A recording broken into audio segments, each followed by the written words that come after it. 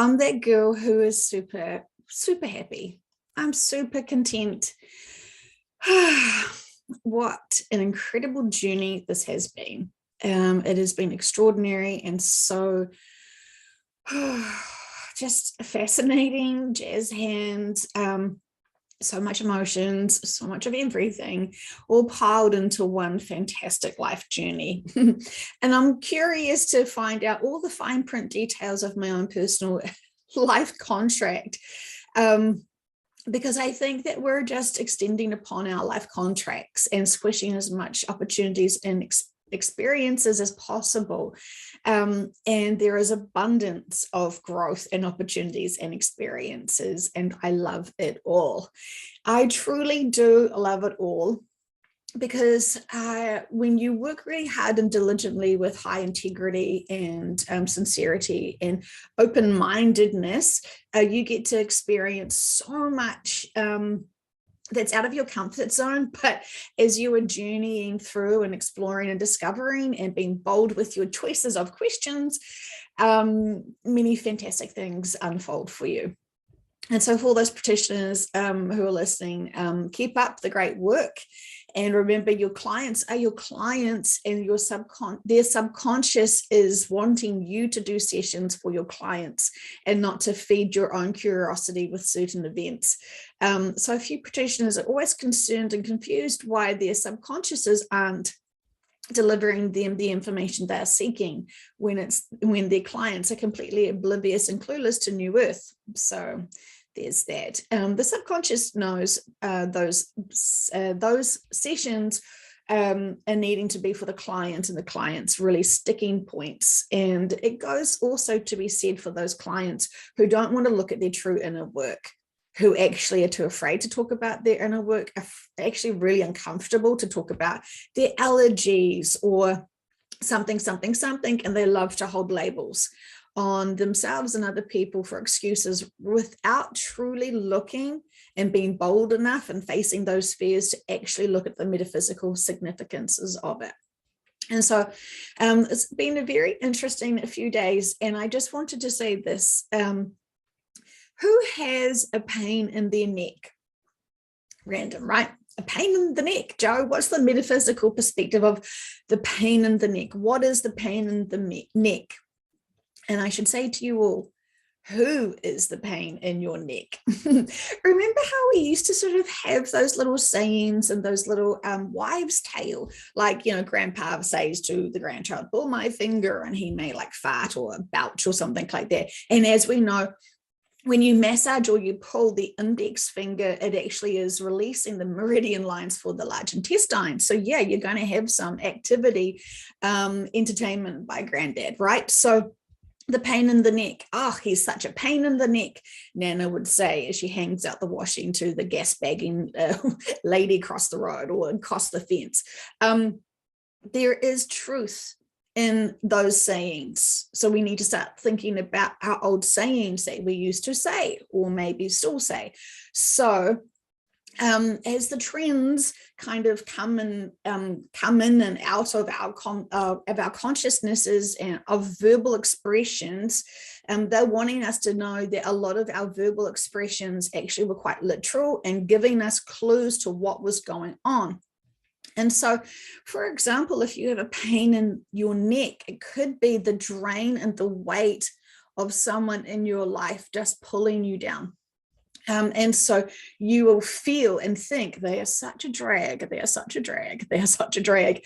So much so that your mind is creating that to remind you this person is that. So anyway, interesting what they want me to say today. Yesterday was incredibly rewarding and an honor to have experience with a certain collective, to be able to bring that whole collective back together.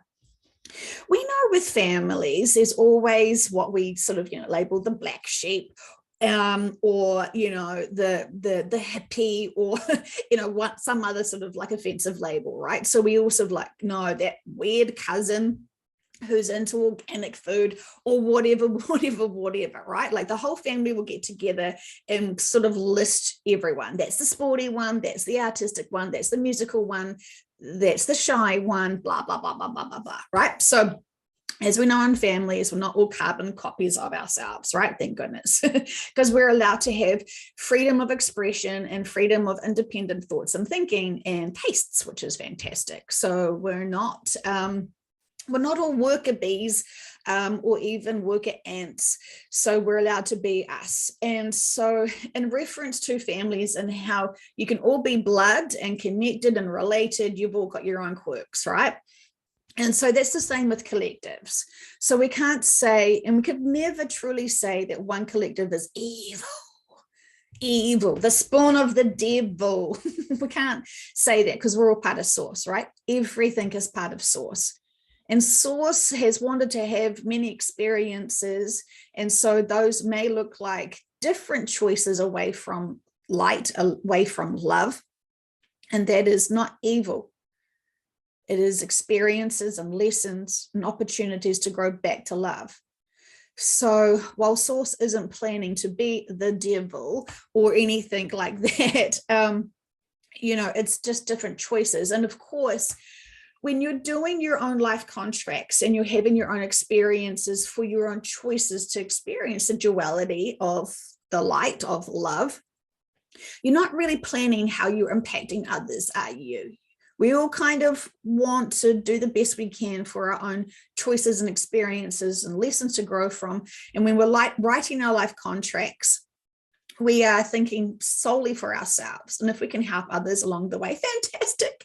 But our life contracts are primarily for soul's growth and experiences and journeys. Yes, I know, for example, lots of volunteers right now don't want or don't need the burning desire to have 3D life experiences on earth, right? They're really busy doing other things, but they will come down to be of service, but you still grow and explore. So, you are still having those opportunities to feel into and have these experiences while you're also being of service. Okay, so I'm getting distracted. So collectives, they have, they're like families. They have different tastes and different hopes and different plans. And there are, the dualities in the collectives. And we can say that most, if not all, of the beings in the collectives want the best.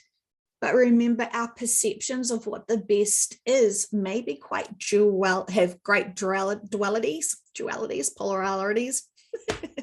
The most appropriate word, add in here.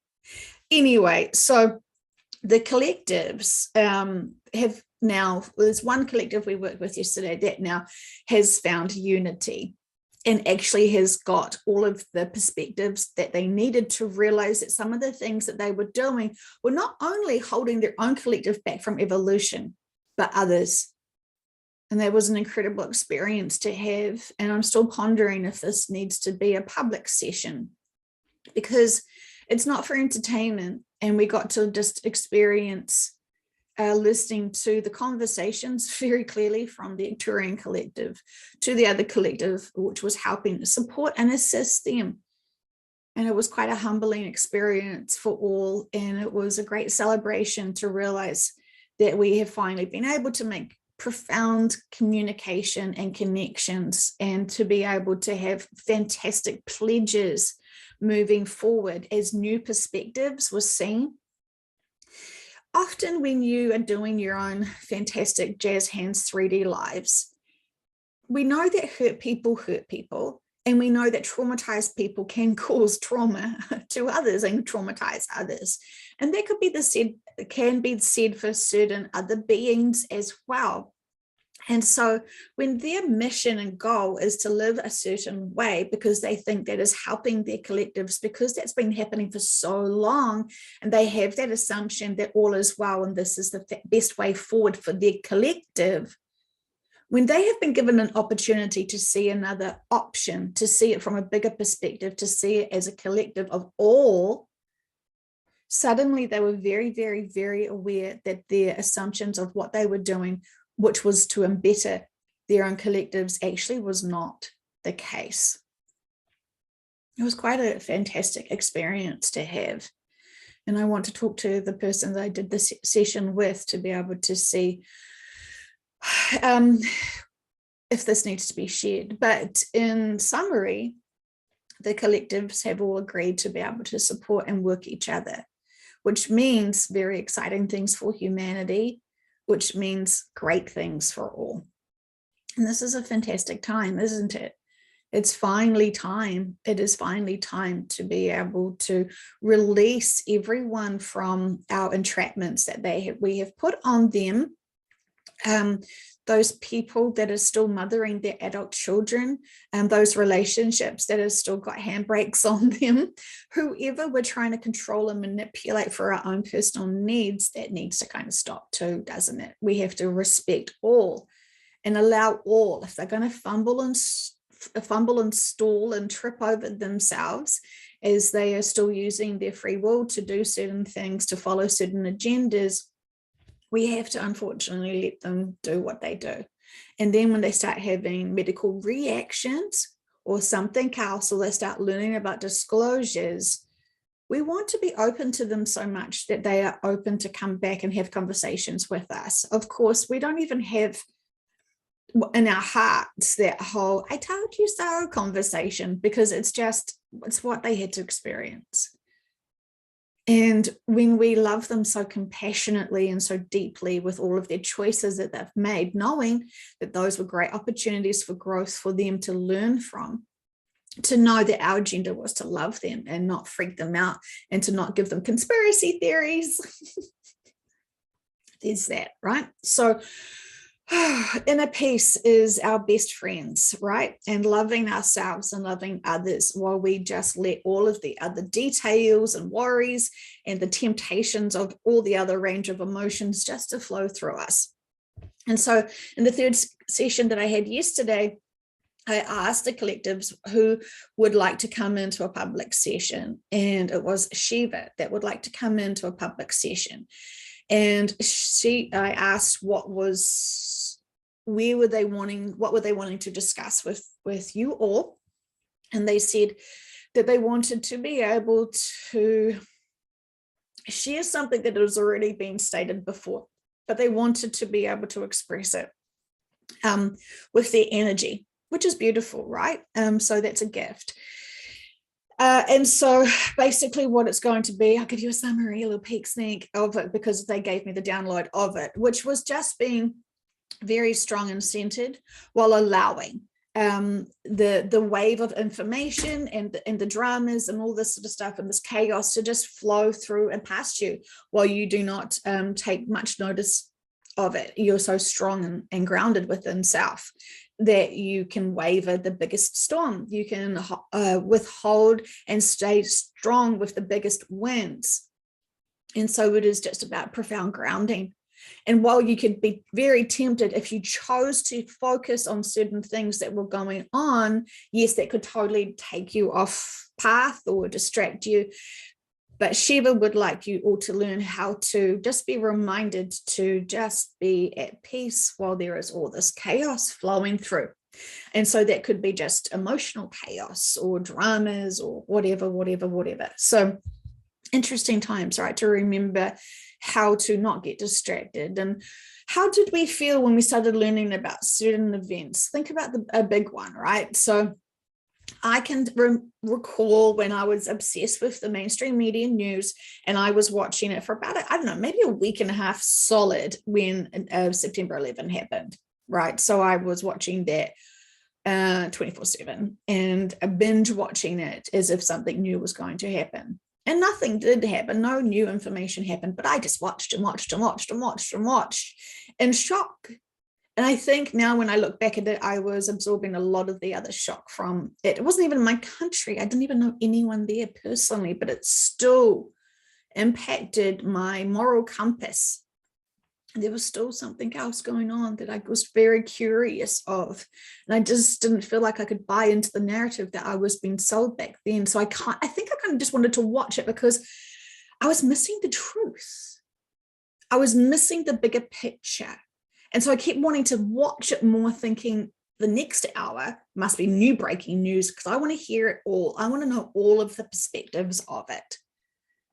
Because when you see just the results of a situation, you don't see all the behind and all the leading up events to it. And this just reminds me of an event with my child. Okay, so we'll just talk about me for a second. Apparently, allegedly, my daughter bit someone at school, right? Not best great choices for Miss Olive. Okay, so I wanted to know why the teacher, well, obviously the teacher was like, oh, this is a big concern. She's harming other students as she bit someone. And so I want to know the full perspective of it. I want to know all angles. Why did she react in that way? Because she's not just she's not starving orphan. So she's not, just eating children because she's hungry. She doesn't do that normally. So what aggravated her? But the teacher has just got such a dislike for someone who is not compliant to her controlling needs. Long story, my friends, I will just back away from that. But, when you actually see the bigger picture, she was actually being dragged out of the bathrooms by someone manhandling her and grabbing her and pulling her. And so that was her last act of defense, was biting, right? Okay, so yeah, bigger story here. It was actually self-defense because she wanted to be let go from a grip of an older child. But the perspective of the teacher is, Miss Olive is a chomping monster that is feral and needs a muzzle. Interesting. Yes, my children don't wear masks, so potentially she probably is going for that angle. Lots to be said there personally about my 3D struggles of joy with my 5-year-old twins, but interesting times, right? Where we just hear one snippet of the reactions and we don't see the actions that actually stimulated the events or situations. So I think this is what keeps us intuitive people very curious when we see people having certain choices where we sort of know, well, that is the reaction. That's definitely the reaction. But what is the actions that occurred to get to that lead up, that build up for that? So interesting times, my friends. Fucking jazz hands, actually. Fuck yes, because when we get a whole collective to acknowledge each other and actually have a group chat meeting, basically, to actually hear all of what their collective actually wants, because some of those collectives thought that they were the heroes in the collectives and helping and lead the way and doing what was right for their collectives, and they actually realized that they've been shunning a lot of their other collectives, other members in their collectives, because the collectives wanted to grow and not hold on to this density and not keep creating this density. Because when you keep creating density and when you keep creating fear, you don't bring yourself up. Just like with those people who love drama or love to deceive people or love to do something else, they think that it is boosting up their potential egos, but actually, in fact, it's just making them trip into deep, deep density. And they don't see it for a long time because they're in density, right? So we can just peruse around certain friends and family and other people and notice where they're at. Are they creating density because of their little dramas and their little limits and blocks and perceptions, or are they actually free of that and releasing themselves and expanding to jazz hands and full jazz toes? So interesting. So anyway, fantastic times. So I'm curious, who felt this big upliftment? Who felt this release? Who felt this pressure was taken off? And who felt this little extra leap and hope and joy that we're getting closer to the big evolution step that we know that people on this planet, beings on this planet, need to take? Fascinating times, utterly fascinating times, like mind-blowing, fascinating times that we didn't know this earlier. And I just keep thinking, if we had just organized that little meet and greet of that whole collective and had a little powwow to support and negotiate them to love each other and see what others' perspectives were, because that's what really needed, was their whole collective to come together to have a perspective conversation, to be able to see it wasn't no longer serving them to keep ciphering density from others, because it was impacting the whole collective, which is really impacting everyone, isn't it? Because we're all one, we're all connected, blah, blah, blah, blah, blah, jazz hands. Okay, so lots to be said always, but with much love, I'm going to say drink lots of water. Please remember to love your water and honor your water. It has gone through so much, and it will go through so much.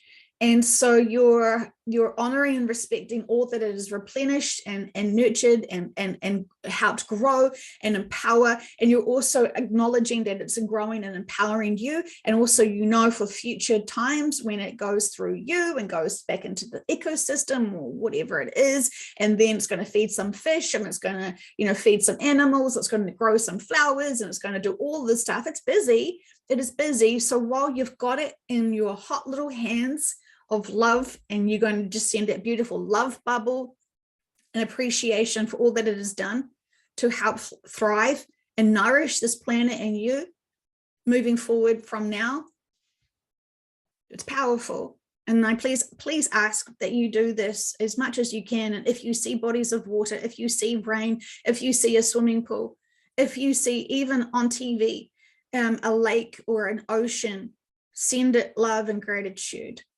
We must be thinking, well, instead of just blitzing out with gorging TV constantly, it's a choice, we could do that. But in between the ads, potentially, if we could just send a love bubble out to the water, maybe the ground, maybe the tree collective, maybe your favorite animal, something. It can be just in split seconds that we just send out that integrity of love. And this would be a really powerful thing, because not only are you being of service to others, but when you feel love and send out love, you have to feel it. So you have to raise your vibrations to feel that little love snuggle buggle, little love snuggle bubble. Oh yes, I'm creating words, still fantastic. So yes, please, because that's just going to empower you. It's not homework, it's not detention, it is being of service. And I say this with much love and excitement for our future, because it's fantastic.